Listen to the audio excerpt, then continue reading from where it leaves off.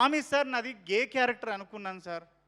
నన్ను ఒక lady getup వేసేటోన్ని పిలుస్తున్నాడంటే ఏదో గే క్యారెక్టర్ ఏదో అనుకున్నాను కానీ వచ్చి సార్ నాకు రెడ్ షర్ట్ వేసి గెటప్ వేసి నువ్వు రవి సార్ గల్లబట్టి కొట్టాలంటే పెద్ద ప్యాక్ అయినాయి సార్.